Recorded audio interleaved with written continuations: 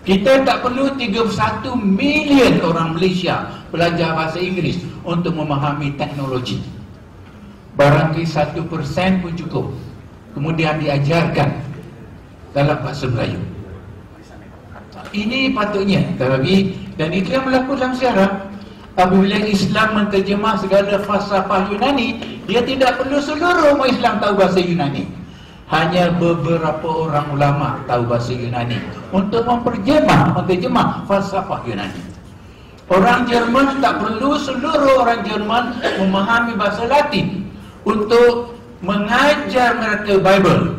Hanya memerlukan seorang Martin Luther untuk menterjemah Bible, kemudian menaikkan bahasa Jerman sebagai bahasa mereka dan menjadilah bahasa yang paling teknikal sampai sekarang. Jadi itu sepatutnya menjadi teknik kita menghadapi masalah teknologi seperti ini.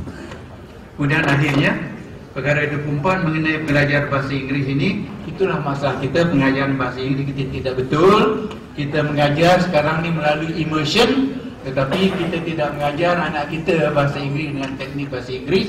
Kita mengajar dia dengan menggunakan mata-mata pelajaran. Lalu anak kita gagal.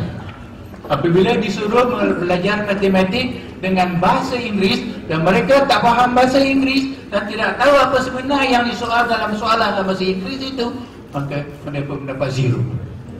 Maka seluruh anak dikorbankan dengan pengajaran PPSMI dan sekarang mungkin DLP. Ribuan anak-anak menjadi korban kepada pemikiran yang salah dalam pengajaran bahasa.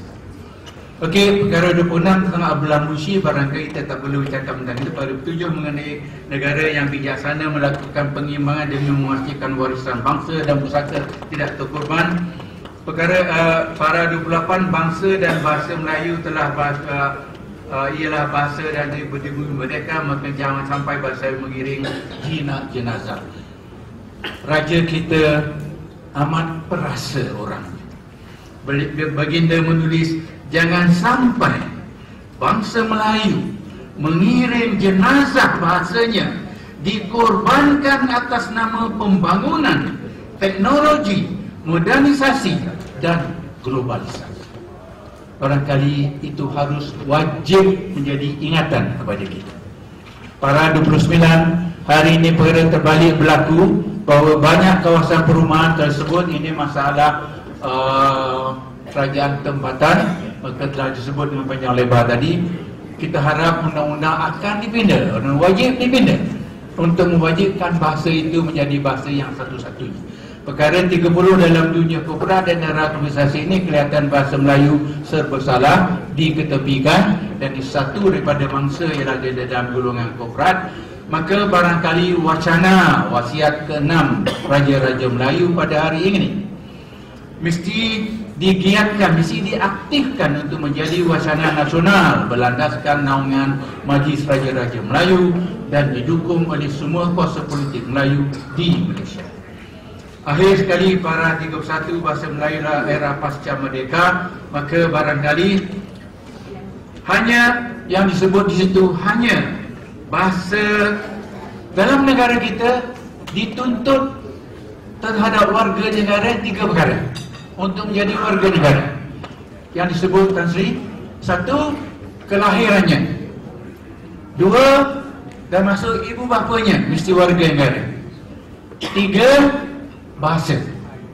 Dulu bahasa itu menjadi syarat, tetapi satu masa Parlimen telah menggugurkannya apabila Tan Chee Koon menuntut bahawa rakyat Malaysia sudah belajar bahasa Melayu, baik sekolah Cina, baik sekolah India, baik sekolah kebangsaan, maka patut digugurkan syarat bahasa dalam kewarganegaraan. Maka digugurkan. Tidak ada lagi syarat. Yang lahir itu, yang naturalisasi masih ada. Itu pun working knowledge. Jadi saya cadangkan, kita patut cadangkan, wajib anak-anak kita, baik Melayu, baik Cina, baik India, baik segala-galanya, tahu bahasanya sebelum dibagi kad pengenalan. Kalau dia tak tahu bahasa Melayu, bahasa kebangsaannya, bahasa negaranya, Satu-satu syarat dia menjadi warga negara, kelahirannya, bahasanya, ibu bapanya. Kalau syarat yang ketiga bahasa itu tidak dipenuhinya, jangan bagi dia kad pengenalan diri, bagi dia merah. Dia temporary citizen. Ini amat penting disadari dan dipahami sangat-sangat. Kerana Kuala Lumpur akan menerima ratusan ribu penghuni dari luar negara sebagai pembeli rumah di dalam bandar Malaysia. Ratusan ribu orang asing akan membeli rumah di dalam bandar Diraja di Johor. Selepas 15 tahun atau lahir di sini, anak-anak mereka mungkin dapat PR. Tanpa bahasa, mereka mungkin dapat kerakyatan.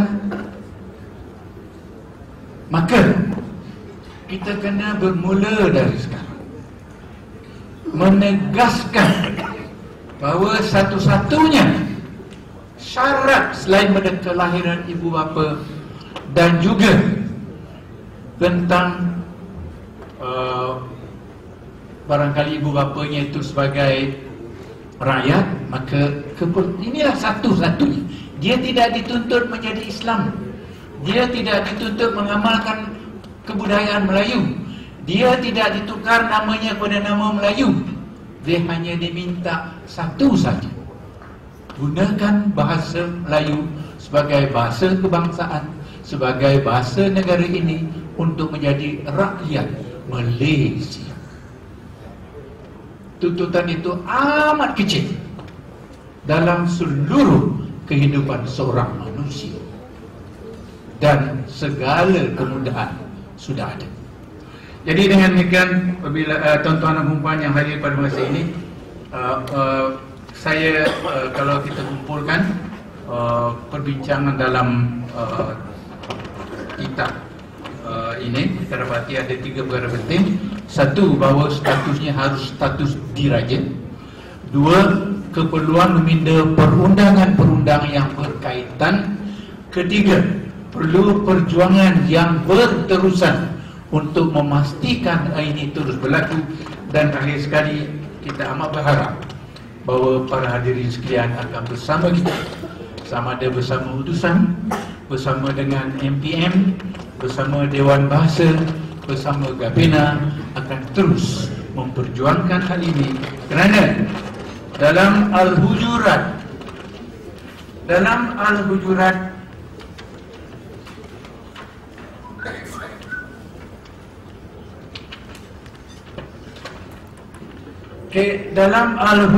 13, hai manusia, semua kita tahu ayat ni, selalu sangat dibaca.